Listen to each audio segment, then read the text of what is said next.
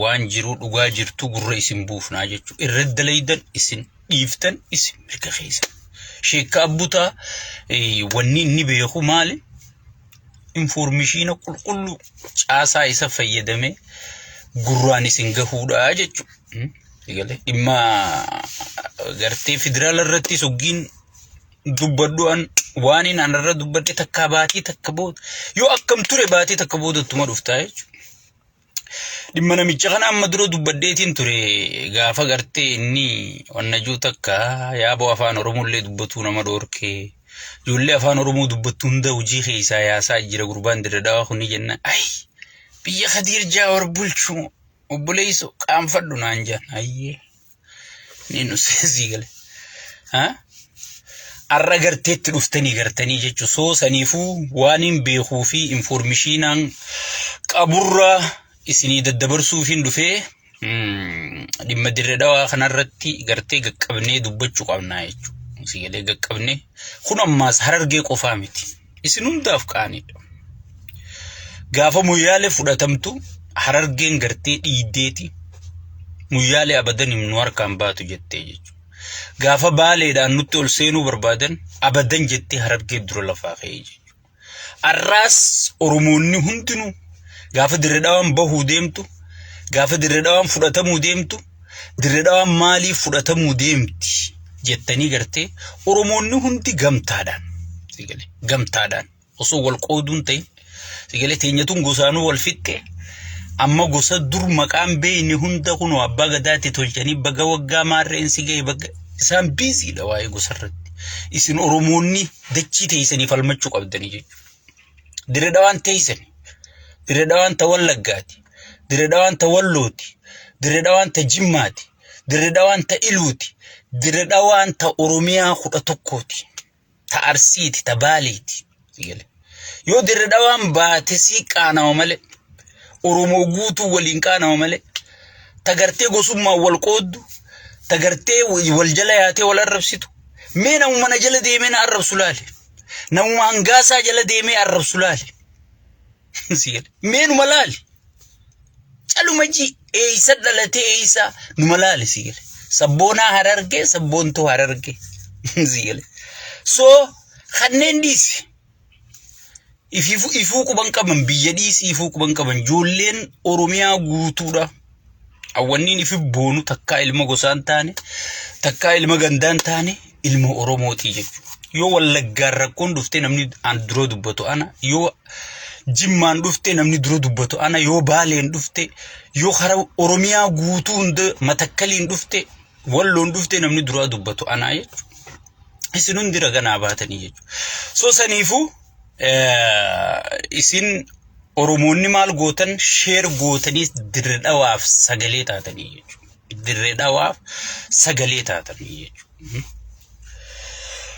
Siile saniifuu walii daddabarsaadha itti seennaa jechuudha.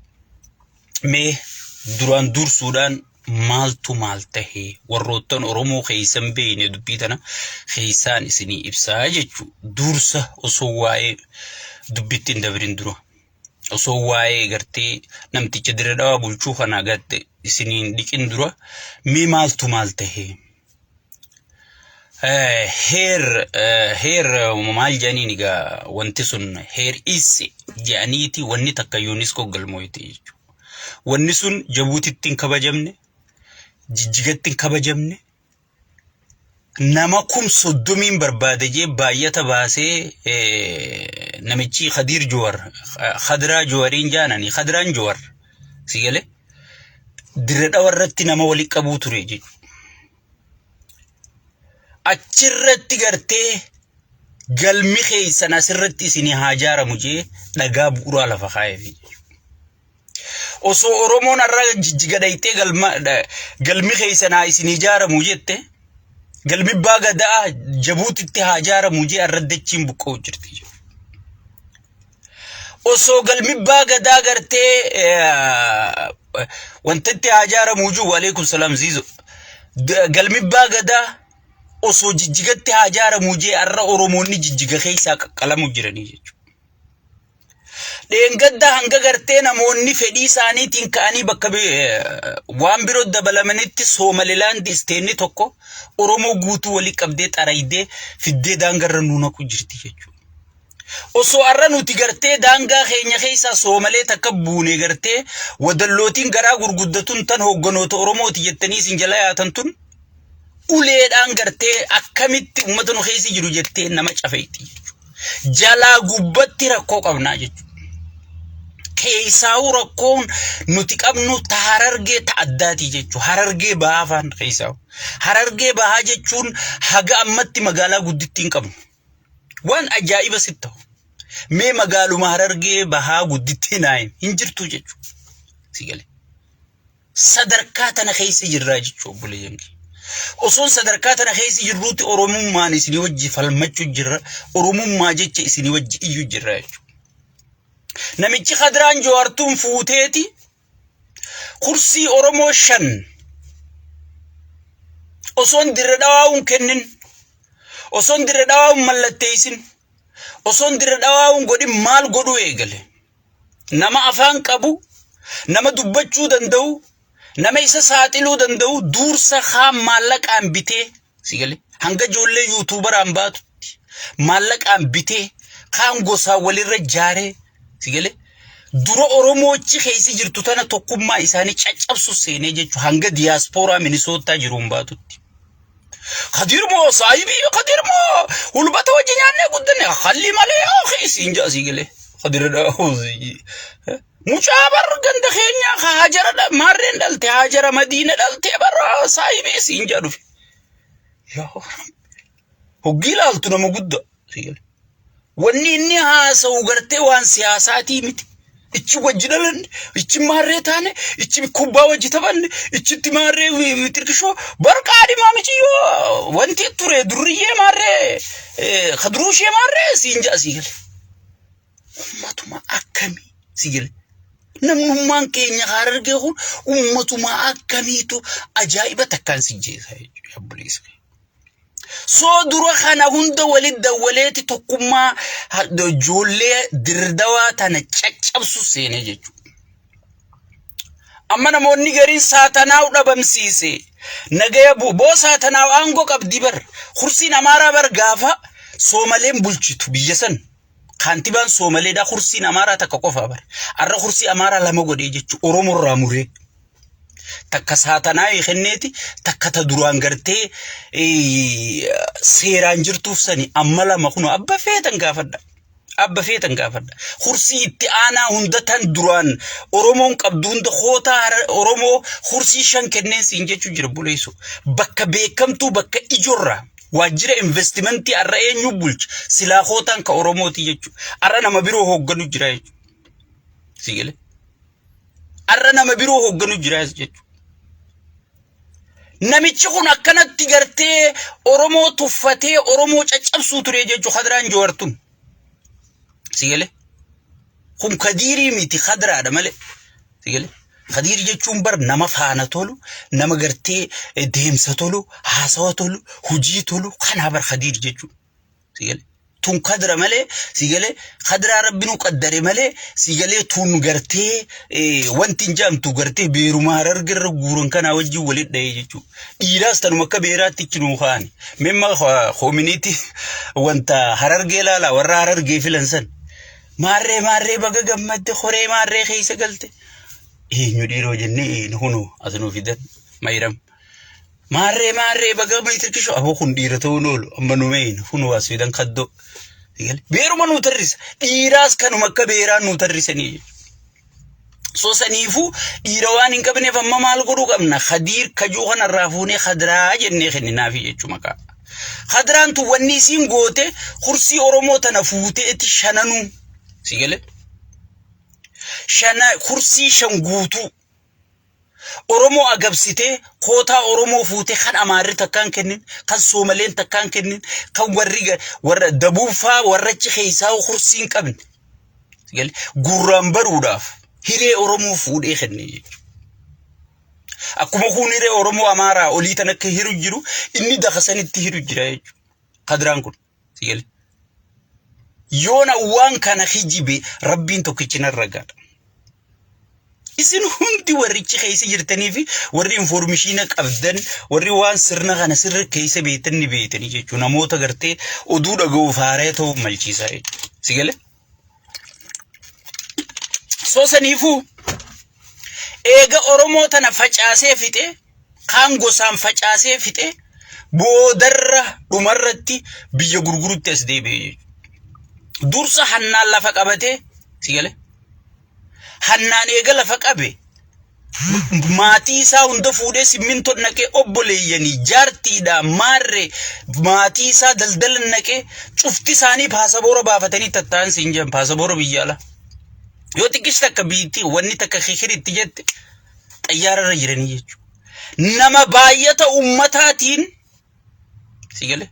Nama baay'ata ummataatiin beeraa akima fidatu jechuudha. Ameerikaa sigale?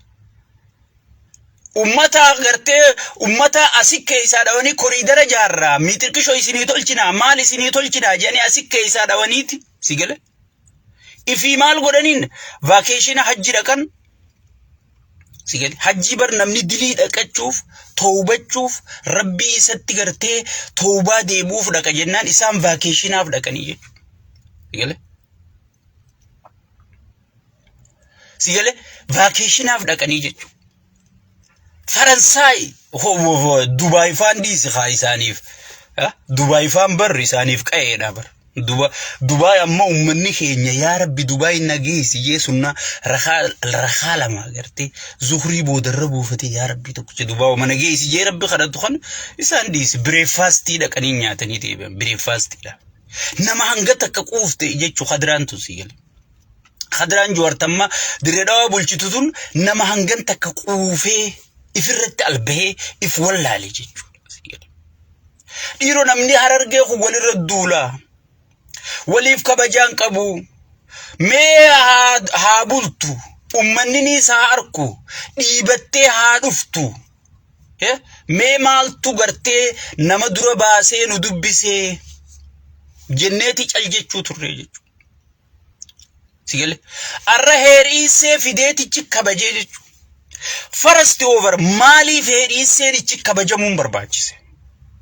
Dachii Oromoo lafa Oromoo handuro Oromiyaa irratti heeriiseen kabajamuun maaliif barbaachise? Sigale lafa babal'ifannaan duraanis ni jirti.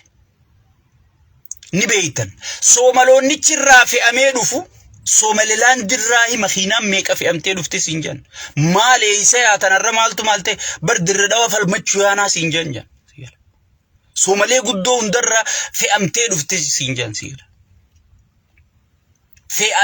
fe'attee dhufte siin jedhan sigala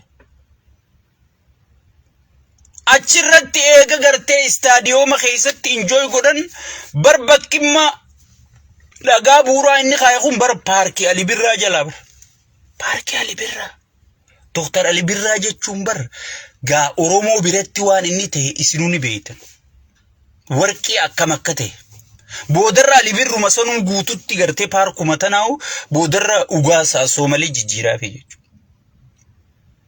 Sigale ugaasa Soomalee jijjiiruu ta'a jechuudha. So nuti namni keenya already dabeesaa fi nama saddeetaa fi biligaa dhalaa jalaan baane qofa taane jechuudha. Sigale bara amma dhiira dhabaniiti gartee beeranuu filu jiranii bara. Sigale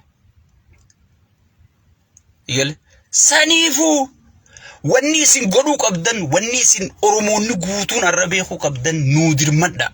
Dirmachuu isin gaafachuu jirra jechuudha. Akka dheengadda gaafa jimaa nurraa muran akka gaafa dheengadda jimaa afaan nu qaban warra muka nyaatu jettanii nu kofaltan sanii miti. Dubbiin dirredhawaa dubbii isin hundaati. Oromoo guutuutti qaanawa. Namni dirredhawaa dhaqee gaafa dirredhawaadhaaf hooqiin jaarratin hin jiru naannoo Oromiyaa guutuu keessa. Namni dirredhawaa fayyadamee kara Jabuutiitiin Suudiin ce'in hin jiru. Sigale dirredhawaa jechuun lafee duyda Oromooti bakka afran qallo irraa biqiltee aabaawaa irratti hin dhaadannu tana Oromiyaatti hin dhaadannu tana bakki gartee abbootiin teenya dur itti nu abuuran lafa dirredhawaa tana jechuudha. dirredawaa fi Oromoon seenaa addaa waliin qaban. Silaa siidaan jaaramu Oromiyaa keessatti gartee iddoo qabsoo iddoo beekamtuudhaaf kan siidaan jaaramu taate dirredawaaf jaaramaa jechuudha. Dirredawaa sana irra kadiraan dabarsitee kennitee jechuudha. Gurbaan wallaalaan waa takka hin beekne qabalirraa fuudhanii kan namni barateef barumsan qabu. Mucaa isaa baratee maqaa isaa himaan qaani jeetiin usu jira malee gurbaa maqaa isaati yuunivarsiitii baratee fi gaafa eebaa inni dhaqee wanta khoofiyaa fi kaa'in beeka wallahi billahi tallahi wallahi namichi barumsa waa takka hin qabne maayyimiin sigale khagaraa malee gartee seenaa irraan kaayyatin bara inni bulche Oromoon kursii shan dhabdee bara inni bulche gartee Oromoon gabrummaa deebitee gartee Oromoon gartee dirredawaan kennamtee osoo nama gartee Oromoof dhimmamu taate osoo nama seenaa isaatiif dhimmamu taate sigale arra gartee osoo inni bulchuu joolleen Oromoo hujii dhabdeechi keessa rakkattee joollee Oromoo tuffatee qeyroo Oromoo tadheen gadda cabxee baytee sigale tuffatee mana hidhaanii dhannaqeetitti murteessise qeyroo Oromoo saatanaa gabbaasee aangorra kaayee aangoo kenneefi jechuudha. Sigale ani siniifiin hima gartee namni tokko gartee ummanni OPDO kun nama warra faayidaa opportunistidha. Faayidaa isaanii harkannaan bineensa si gurguran. Boo biyya teenya isinni beeytanii bar nama akkam waraana kennamee biyya teenya mee nama akkam liqoon bargodhan biyya teenya. Sigale hundi keessanuu ni beeytanii mee nama akkam liqoon bargodhan biyya teenyatti namuma akkam liqoon bargodhan. Sigale nama bira taa'u nama barandaa galu dayyuusa bakka irraa deemuu fi bakka itti deemuun beeyne bar waraana fi aboo abaluma nurraa kennaa jedhanii bar hoggii waraana kennaan dhufte hoggii takka liqoon bar kennaan dhufte mee nama akkam kennu naannoo teenyatti akkas godhanii bar. Sigale dayyuusaa fi gartee nama humaan beeyne nama gosa gaarii hin qabne nama gartee bakka irraa deemuu fi bakka itti deemuu hin qabne sigale kana waraana kennanii bar biyya teenyatti. Hund gartee gaafachi dhaqee baratee gaddeebeetti waan ati goote sirraa bahaa jechuudha. Wallahi naannoo keenyatti OPDO ta'uun keessaa waa Harargeeffatti akka gartee nama gartee amantii jijjiirrate qaaniidha OPDO ta'uun Harargee biratti wallahi ABO WBO kanaan beekaman sigale. Maal jaan hoggii waraana kennaa maarree kennaa miitirkishoo kennaa jedhanii asin nu keessaa nama bira taa'uu fi nama gartee humaan qabnee fi gartee wanna nafirraan dhalate kana qabanii dirqiin oosaniif irraa kennanii jechuudha. Waan dabeessa akkanaati rabbi arraqa sababa qeyroo Oromootiin guutuu isii ta Itoophiyaa bulchitu sana guutuu isii sigale aangorra rabbi ol baasee jechuudha. Bakka iyyuu bar mees OPDO maqoma dhawattee dubbattu arke Oromummaadhaaf sigale bakka iyyuu soo kun dabeestichi wanni gartee dirredhawa jaamtu gartee dhiiga isaa keessa hin jirtu. Bar sanuu amma tokko hafeefi bar khaadir manguddoo tana kam godhas hin jam manguddoo tana fidee maallaqa kanatti darbee nyaachisee abiyyi bira dhaqaati yoonii fi gartee Khadiir Joowar nurraa tuqti. Hingarree waan deemu takka asii waan faarsee bulaan isaa oofu tokko faarsee bulaa mataa isaa jaarratee yoo Khadiir Joowar nurraa tuqti. Akka dirredhawaan Khadiir Joowariin ala jiraachuu hin dandeessu. Sigale akkas jechaa turanii bar. Sigale kitaaba seenaa isaa barreeffadha jedhee isaa kitaaba barreessu gaafa kitaabni abiyyi deemu san gaafa idaamuun deemu jiru san inni ni kee yalabbiinti akka waan humna qabdu haatee kitaabaan barreeffadha jedhee mataa isaa kan Turkii dhaqee dhaabbatee dhufe filiilii san akkana godhaa ka'ee ganda keessa ogiin ni cee abiyyitti gadi dawwalee wadala hudduu qabattee manatti hin deebitu jennaan hayyee gooftaa koo jeetu ol deebiisinya. Sigale so amma amma dawaan isaa eenyu shimallis shimallis kuteewu jaanii angorraa hojjetan jaanii dubbiin hangam takka dhugaan beeynu sigale yoo inni sun dhugaa ta'uu baatte yaameettumaa barbiirootti shimalle nama seeteessa kanaati sigale bartanaafiin ganamaan shimallisiif abiyyi dachiin warqaa gurguratanii wanni injuu kunumaa keessin jiru dakatanatti aangoo qaba jechuudha. Amma kursi Oromoo san deebisii yogii jedhanii walgahii guuturra gaafannaan nama ammaa booda kursii tanarra deebise ammaan dachirraa ari ammaan aangorraa ari hejee qiyaamaa kaayisiin jedhan.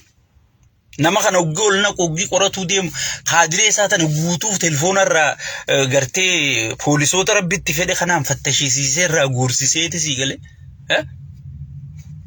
fattashisiisee fidee gartee arrabsa oola jan akka waa wantiiti waa takkam fiddanii maarreen hangootanii mitirkishoo hangootanii jaajan sii gale yoo waa takkam fidne mee telefoonaan oola gaa sagaleen teessuun gabbaatu khadraa jawar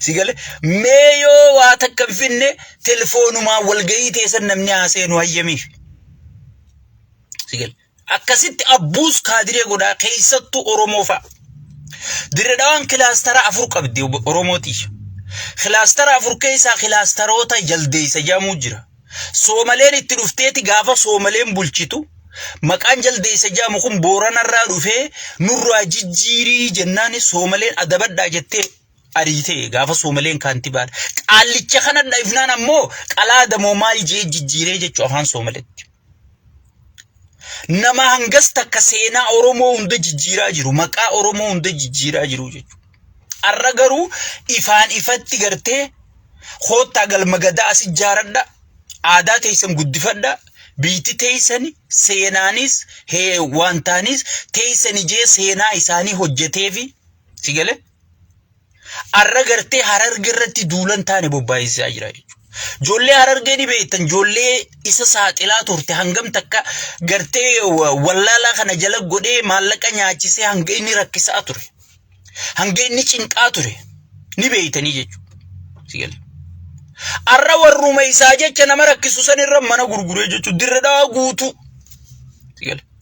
barnuti khun mana diiga jenneetutti ya khabiyya gurguru dhufne bar khanuma dirdawa guutu gurgurutu dhufne baka tashaxalle uje sigel hay me oromu maga maluma rabbi afanu qabe bar ugaasota hayyota beeytota tu garte hoggi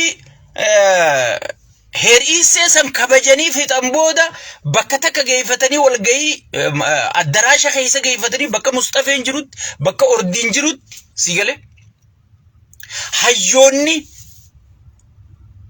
sigale hayyonni Somalota gaafatanii jechu hayyonni Oromoochi jira abbaa gadaa khajaamuchi jira maarreen Oromoochi jira mitirkishoon Oromoochi jira sigale tunundi afaan qabattee tetteessi jechu qadraan joortun indiif ture cufa manatti hirte maallaqatti hirte sagalee isaanii waraabde sigale indiiftu jechu sigale saniifu akkasi confidence hin gaafata me abbaan gadaa Oromoon Harargeen qabdu silaawa abbaa gadaatis hin qabnu khadireedha kan abbaa gadaa jani oofan tokko sigale sun abbaa gadaan jaamu amma Harargeen namni qabdu isinii fi rabbii tokkicha qofa isin warra na laalu kana qofa sagalee teenya tana sheer godha waliin nuugaa sigale rabbiif jecha sigale hayyootan qabnu abbaa gadaan qabnu cufti wohuma fi butachu liqinsu sigale mee gaafa Harargeen jimaa akkasir rakkatte namni keenya haga ammatti buleeyyan kiyya nuu beeka nuti ijoollee dhaloota chi beeka waan goonu dhabne rabbii tokkichatti iyyuu jira sigale waan goonu dhabne rabbitti iyyuu jira warri buqqa'ee sun hundinuu barandaa namaa jala jiru jira warri dheengadda gartee jimaa gurgurachuu dhorkanii buqqisan sun guutuun barandaa jala jiraachuu jiran Harargeen tun gartee Harargeen bahatun ta Harargeen lixalleen ciroo qabdi magaalaa gudditti ciroo qabdi saniifu mee Harargeen baa magaalaa guddoo takkan qabnu jechuudha gaafileen Oromoo takka mee hayyoonni Oromoo Mee hayyoonni Harargee tokko gaafii takka kaasee jira. Mee abbaa gadaa qabnaa jettanii abbaan gadaa tokko gaafii Harargee kaasee ni jira. Mee manguddoo qabna jettanii Sheekh Maarree Baaba Miidirqishoo Milliyyoo jettanii jala horiitanii mee gaafii Harargee takka. Maquma kiyyaa ilmaan kiyyaarra isinii biyya bulchaa magaalaa gudditti Harargee takka naa kenna jee sheeytichi tokko gaafatanii jira. Sigale jech aboo bar dhiira laali qeensi balaa ifaan bar nageenyi bu'uu qaba. Sigale waraanni dhaabbachuu qaba. Namni keenya dhumuun qabu dhiira hidhamtee tetteessu laali boo sheekoti qeensi amaaraa tana faa laali boo qaallicha sheewwalloo kan wanti irraa kaasan sana ambar waan isa kaasaniif hin beeka waan amaara gartee bakka irraa dhufee mormeef kaasanii bar aangorra. Mee sheeytichuma tokko laa Harargee keessa mee sheeytichuma tokko sheeytichi waan guddaa darastichuma tokko